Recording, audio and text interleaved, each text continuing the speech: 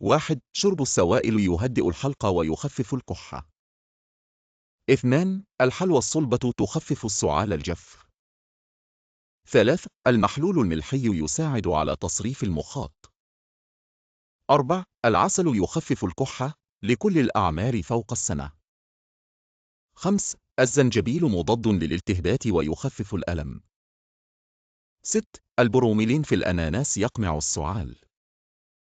7. الزعتر يعالج الكحة بخصائصه المضادة للأكسدة.